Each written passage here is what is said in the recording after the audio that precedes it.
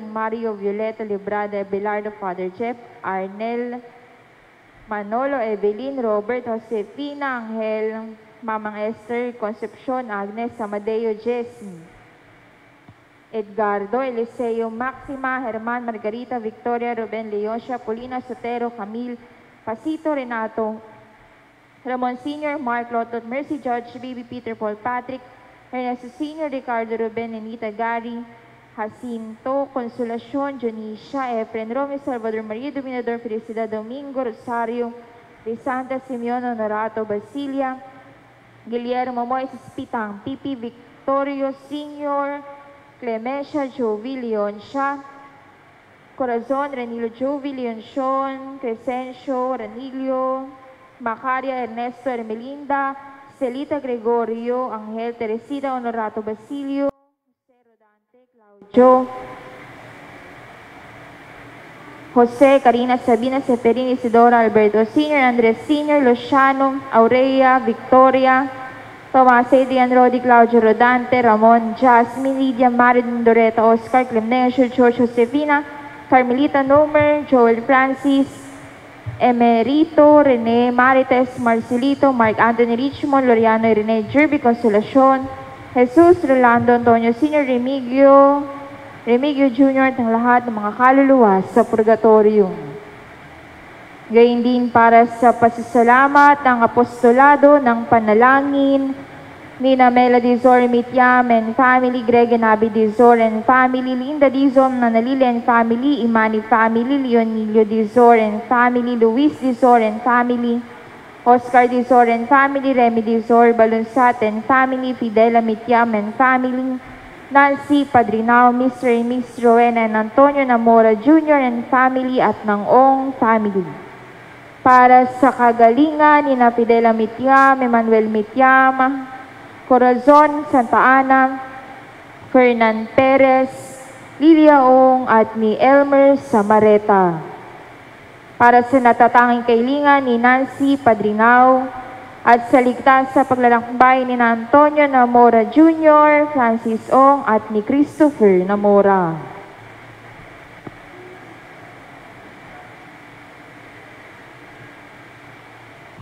Ilan lamang pong paalala patungkol sa pagluhod. Ipinaalala po na kasalukuyan na pong ipinatutupad sa ating diocese ang pagluhod sa kabuuan ng panalangin eukaristiko. Ito ay matapos ang santo hanggang matapos ang dakilang amin, bago ang ama namin. Para po sa mahirapang lumuhod dahil sa edad o kalagayang pangkalusugan, maaari po kayong manatiling nakatayo ng may paggalang. Maraming salamat po.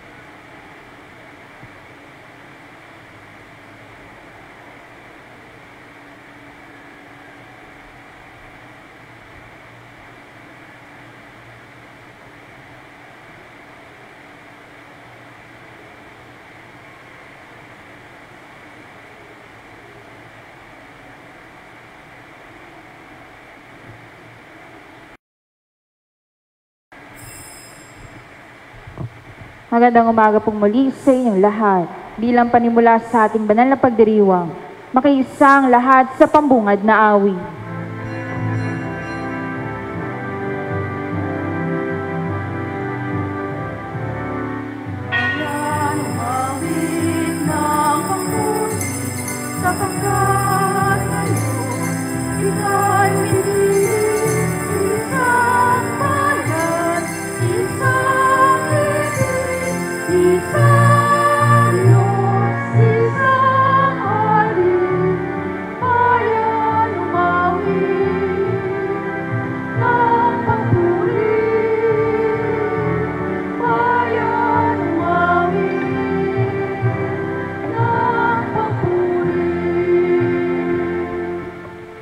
Umpisa natin ang ating pagdiriwang sa ngalan ng Ama at ng Anak at ng Espiritu Santo. Amen. Sumayin niyo ang Panginoon. At sumayo rin. Mga kapatid, aminin natin ang ating mga kasalanan upang tayo maging marapat gumanap sa banal na pagdiriwang.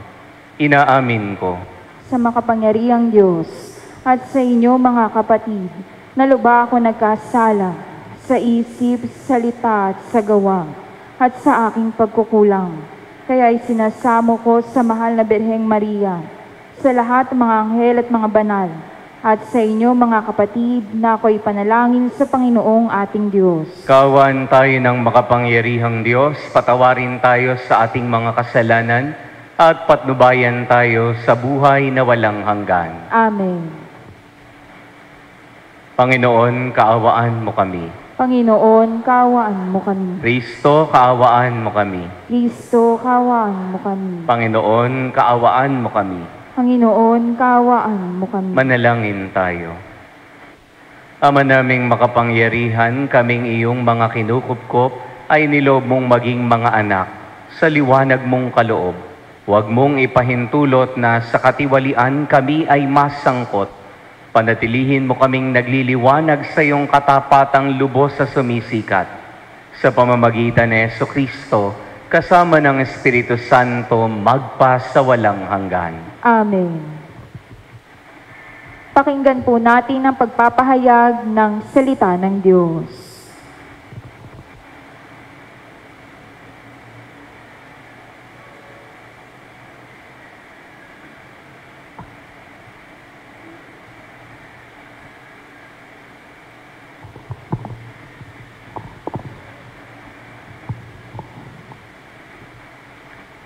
Ang salita ng Diyos mula sa aklat ng Henesis. Nabuhay si Sara ng 127 taon.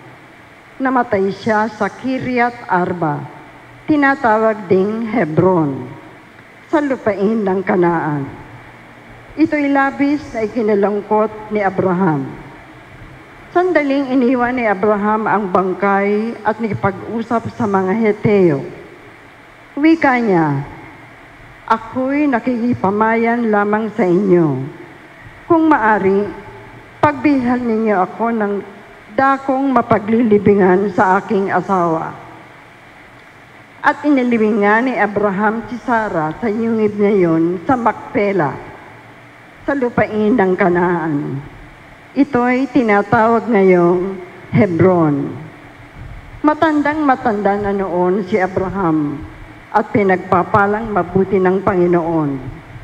Sinabi niya sa pinakamatanda niyang alipin na kanyang katiwala, ilagay mo ang iyong kamay sa pagitan ng aking mga hita at manumpa ka. Ipangako mo sa akin sa ngalan ng Panginoon, ang Diyos ng langit at lupa, na hindi ka sa Kanaan pipili ng mga pangasawa ni Isaac. Pumunta ka sa bayan kong tinubuan at pumili ka sa aking mga kamag-anak doon na mapapangasawa niya. Kung ayaw pong sumama ang mapipili ko, maari po bang si Isaac na ang pumunta roon? Tanong ng alipin. Aba, hindi.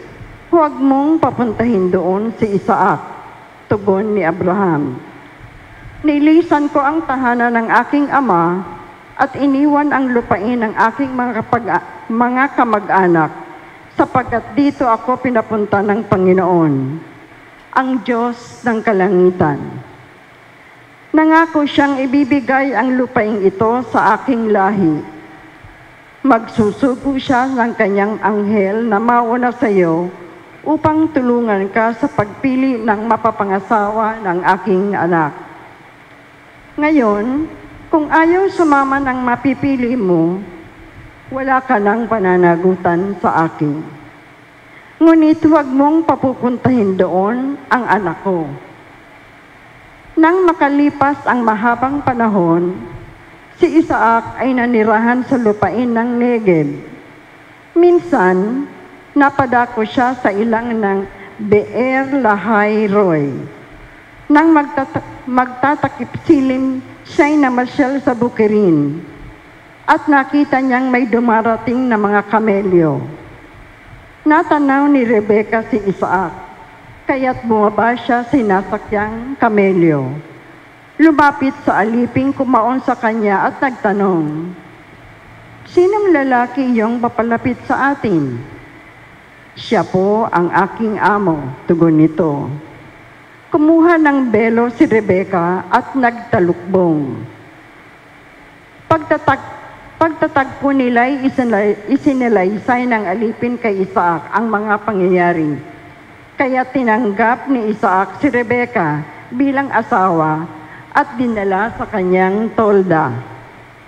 Ang babae ay napamahal sa kanya at naging kaaliwan niya sa pagkamatay ng kanyang ina. Ang salita ng Diyos. Salamat sa Diyos. Salmong tugunan. Pasalamat tayo sa Diyos, kabutihan niya'y lubos. Pasalamat tayo sa Diyos, kabutihan niya'y lubos. Magpasalamat sa Panginoong Diyos sapagkat siya ay mabuti. Ang kanyang pag-ibig na hindi kukupas ay mananatili. Sinong mangangahas upang magpahayag na siya'y dakila? Sino ang pupuri at magpapahayag ng kanyang ginawa? Pasalamat tayo sa Diyos, kabutihan niya'y lubos. At dapat magalak ang sinumang tao na makatarungan, nagawang matuwid ang siyang adhika sa buo niyang buhay. Pasalamat tayo sa Diyos, kabutihan niya'y lubos. Tulungan mo ako kapag ang bayan mo'y iyong nagunita. Sa pagliligtas mo, isama mo sana ang lingkod mong Aba, upang makita ko ang pag-unlad nila sa iyong hinirang. Kasama ng iyong bansang nagagalak, ako'y magdiriwang. Pasalamat tayo sa Diyos, kabutihan niya'y lubos.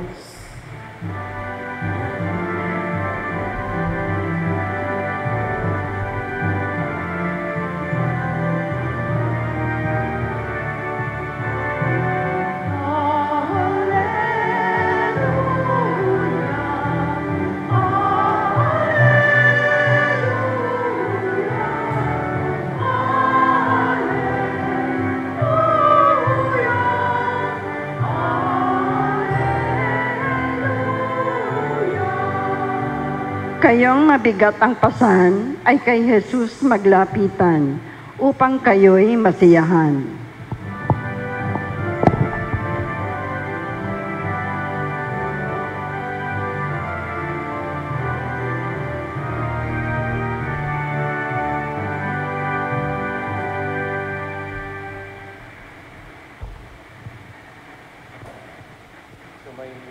Ang Panginoon, At sumayo rin. ang mabuting balita ng Panginoon ayon kay San Mateo. Papuri sa iyo, Panginoon. Noong panahong iyon, umalis si Jesus at sa kaniyang paglalakad, nakita niya ang isang taong ang pangalay Mateo. Nakaupo ito sa paningilan ng buwis. Sinabi ni Jesus sa kaniya, "Sumunod ka sa akin." Tumindig si Mateo at sumunod sa kaniya. Nang si Jesus at ang kanyang mga alagad ay nasa bahay ni Mateo, dumating ang maraming publikano at mga makasalanan at sila'y magkakasalong kumain. Nang makita ito ng mga Pariseo, tinanong nila ang kanyang mga alagad, Bakit sumasalo sa mga publikano at sa mga makasalanan ng inyong guro? Narinig ito ni Jesus at siya ang sumagot. Ang mga may sakit ang nangangailangan ng manggagamot, hindi ang mga walang sakit. Humayo kayo at unawain ninyo ang kahulugan nito. Habag ang ibig ko at hindi hain, sapagkat narito ako upang tawagin ang mga makasalanan, hindi ang mga banal. Ang mabuting balita ng Panginoon. Pinupuri ka namin, Panginoong Hesukristo. Magandang umaga po sa inyong lahat. Magandang umaga din po.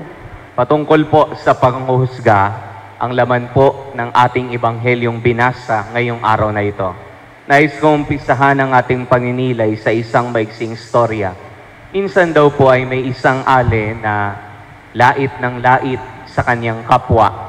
Hanggang sa nagising na lang siya na bawat sabihin niya sa kapwa niya, nangyayari sa kanya. Noong sinabi niya na pangit ang muka ng kanyang kaibigan dahil punong-puno ng tagyawat, ay dali-dali siyang tinubuan ng tagyawat.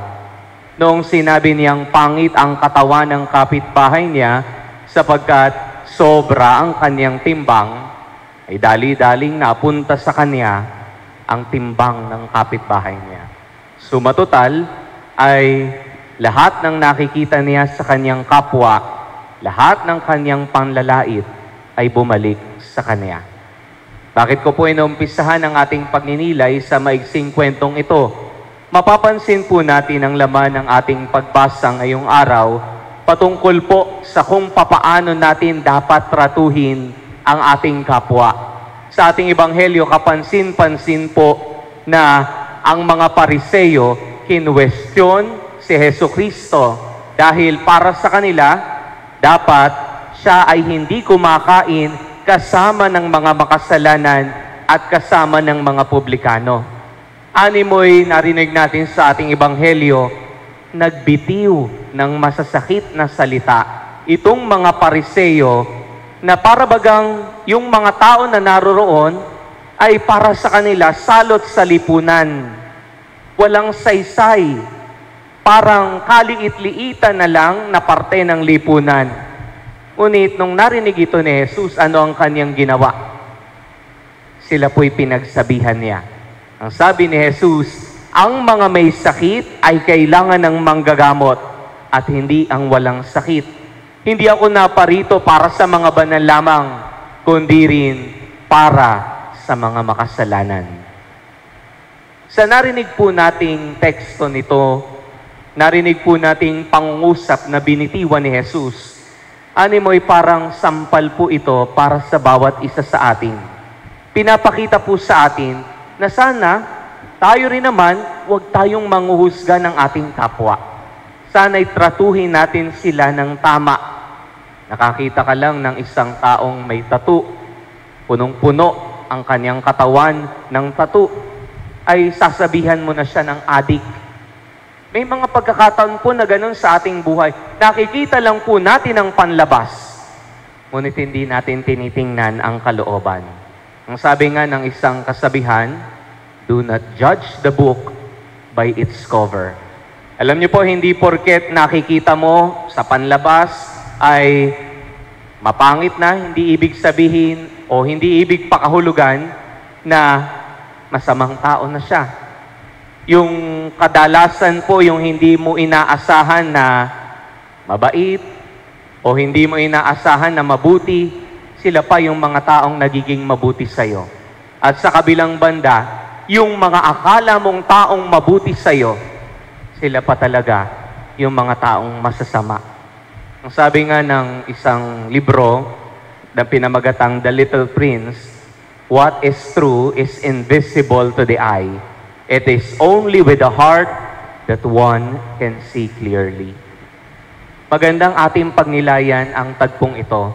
Tanungin po natin ang ating mga sarili at suriin, papaano nga ba tayo makitungo sa ating kapwa? At mabilis ba tayong manghusga sa kanila? Ating pong pagnilayan ito sa pagpapatuloy ng ating banal na pagdiriwang. Amen. Tatayo po ang lahat. Panalangin ng bayan. Mga kapatid, dumating si Kristo upang tawagin ang mga makasalanan at ibigay ang kaligtasan sa kanila. Mula sa pagtawag na ito, may kababaang loob tayong manalangin sa Ama. Ang ating pong itutugon, Panginoon, dinggin mo ang aming panalangin. Panginoon, dinggin mo ang aming panalangin.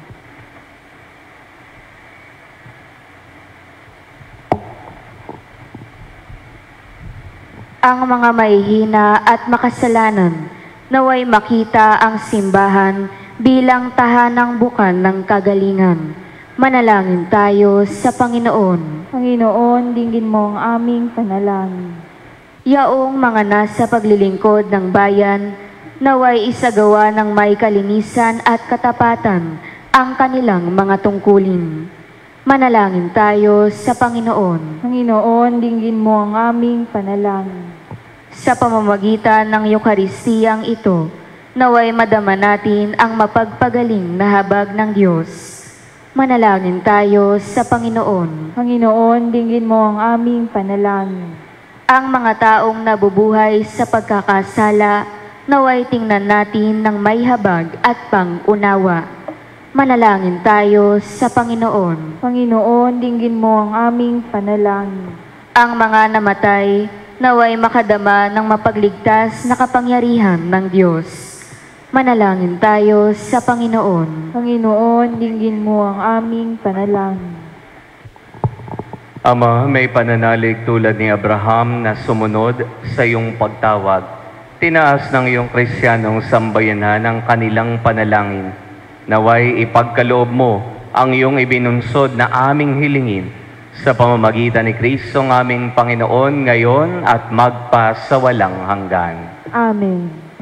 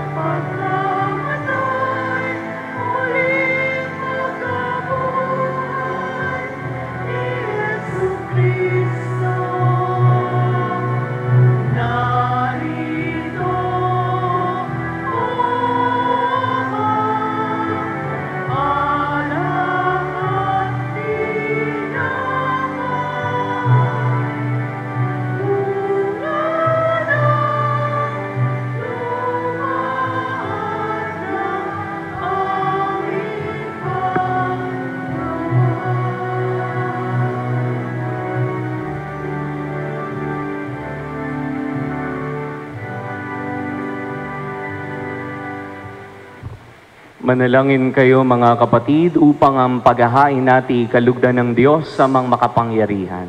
Tanggapin nawa ng Panginoon itong paghahain sa iyong mga kamay sa kapurihan niya at karangalan sa ating kapakinabangan at sa buong sambayanan niyang banal. Aba naming lumikha, kami iyong pinaging dapat gumanap sa pagdiriwang ng paghahain ng iyong pagliligtas. Pagkaloob mong ang aming paglilingkod sa iyo, ay gawing kalugod-lugod ng mga alay na ito sa pamamagitan ni Jesucristo kasama ng Espiritu Santo magpa sa walang hanggan. Amen. Sumainyo ang Panginoon. At sumayo rin. Taas sa Diyos ang inyong puso at diwa. Tinaasa namin sa Panginoon. Pasalamatan natin ang Panginoong ating Diyos. Marapat na siya'y pasalamatan. Ama naming makapangyarihan, tunay ngang marapat na ikaw ay aming pasalamatan. Kinalugod mong likhain ng sanlibutan na iyong pinagbabagot dinarangal sa pamamagitan ng iyong anak na kinalulugdan. Kaya utang na loob ng iyong mga itinatangi at ng mga banal na kapiling mong lagi ang iyong paghiliw at pagkakandili. Kaya kaisa ng mga anghel na nagsisiawit ng papuri sa iyo nang walang humpay sa kalangitan, kami nagbubunyi sa iyong kadakilaan. Santo, Santo, Santo, Panginoong Diyos sa mga hukbo, napupuno ang langit at lupa ng kadakilaan mo. Hosana sa kaitaasan, pinagpala na paririto sa ngalan ng Panginoon. Hosana sa kaitaasan. Ama naming banal, ikaw ang bukal ng tanang kabanalan. Kaya't sa pamamagitan ng iyong Espiritu, gawin mong banal ang mga kaloob na ito upang para sa amin maging katawan at dugo ng aming Panginoong Hesukristo. Bago niya pinagtiis ang kusang loob na maging handog, hinawakan niyang tinapay. Pinasalamatan kaniya. Pinaghati-hati niya iyon, iniabot sa kaniyang mga alagad at sinabi, tanggapin ninyong lahat ito at kanin. Ito ang aking katawan na iyahandog para sa inyo.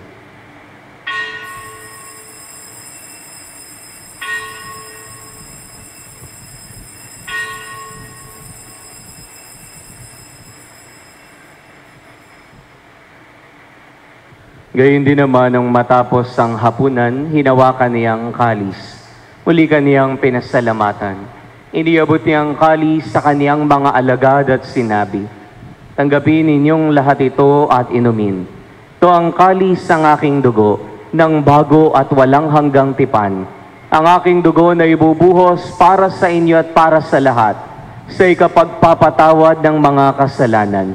Gawin ninyo ito sa pag-alaala sa akin.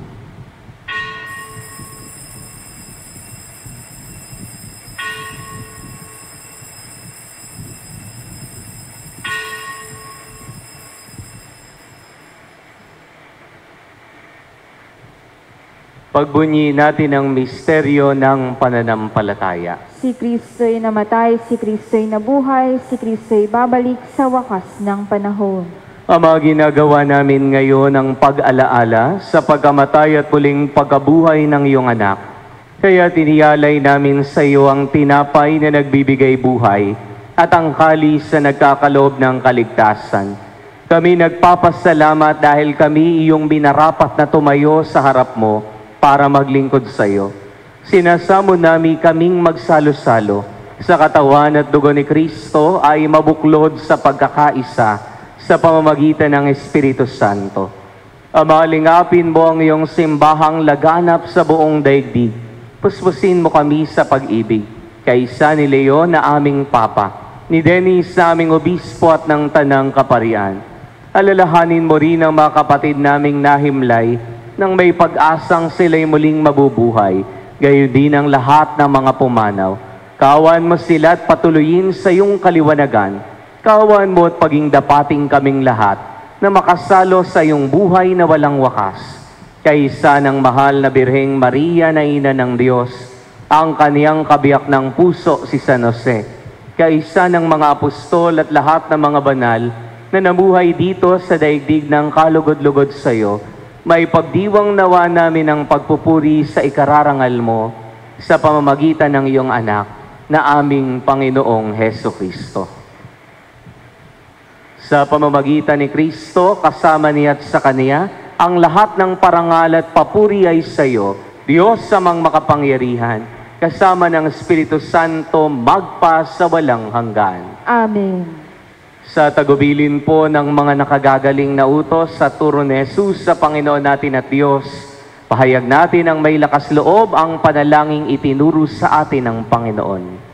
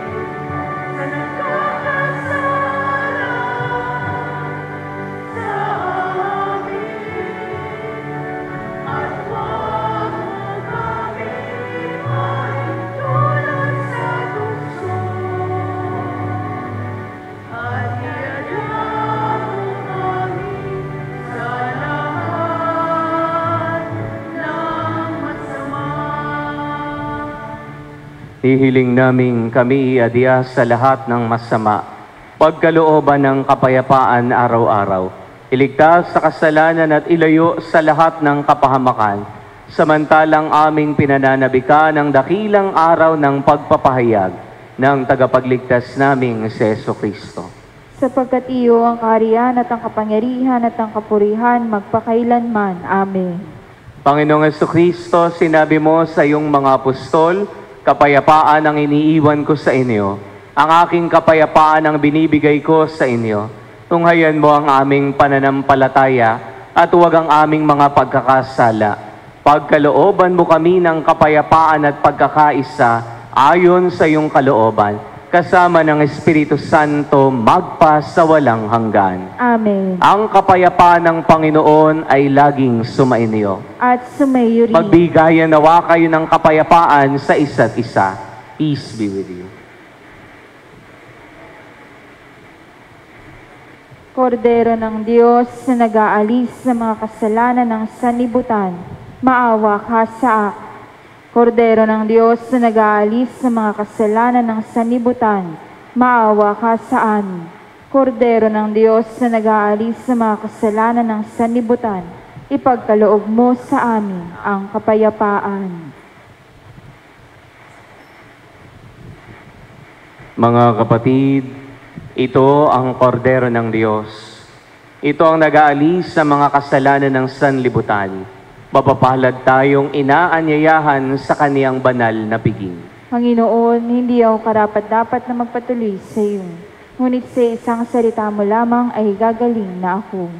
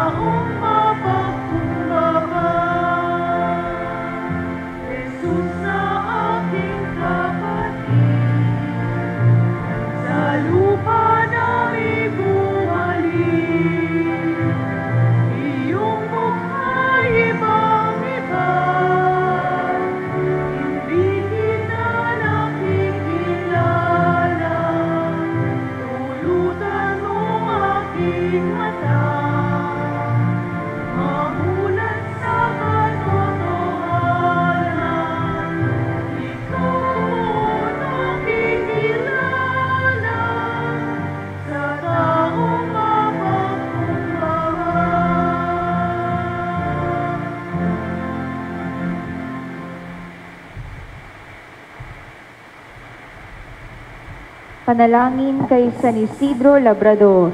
Tayo pong lahat. Ama naming makapangyarihan, nagpapasalamat kami sa iyong walang hanggang kabutihan sa katauhan ng aming patron na San Isidro Labrador. Siya ang aming halimbawa sa buhay kabanalan na tapat na paglilingkod sa iyo. Matularan nawa namin ang kanyang pagiging matyagang upang kami ay makaganap sa aming mga tungkulin ng may katapatan, kasipagan at pagmamahal. Siya ang nagpatunay na ang pagsikap na may kalakip na pananampalataya ay magdudulot ng kabanalan. Ama naming mapagmahal, hinataas namin sa iyo ang aming pamayanan at parokya na aming ipinaampon sa pamamatnubay at pagkalinga ng aming patron na si San Isidro Labrador. Nawa ito ay mabuklod sa diwa ng pagtutulungan at pagmamalasakit sa bawat isa. Magkaroon din nawa kami ng maalab at dalisay na pagmamahal sa banal na misa upang kami ay mahubog sa buhay kabanalan para sa ikadadakila ng iyong ngalan. Sa tulong ng iyong biyaya at sa panalangin ng aming patron na si San Isidro Labrador, nakikiusap kami na pagkalooban mo ng taimtim na pag-ibig sa iyo upang patuloy kami na magsikap na isabuhay ang aral ng aming pananampalataya nang may malinis na kalooban, matiwasay na pamumuhay sa araw-araw. Nihiling namin ito sa ngalan ni Jesucristo na nabubuhay at naghaharing kasama mo at ng Espiritu Santo, magpasawalang hanggan. Amen. San Isidro Labrador, manalangin. Magsitayo po ang lahat. Manalangin tayo. Ama naming mapagmahal, buhayin nawa kami ng aming inihain at pinagsaluhan upang kaming pinagbuklod sa pag-ibig mo kailanman ay magkaroon ng bungang lagi naming maiaalay sa pamamagitan ni Jesucristo kasama ng Espiritu Santo magpa sa walang hanggan. Amen. Sumainyo ang Panginoon At sumayo at din. pagpalain nawa kayo ng makapangyarihang Diyos, Ama at Anak at ng Espiritu Santo. Amen. Tapos na ang ating pagdiriwang, humayo kayo sa kapayapaan ni Jesucristo. Salamat sa Diyos.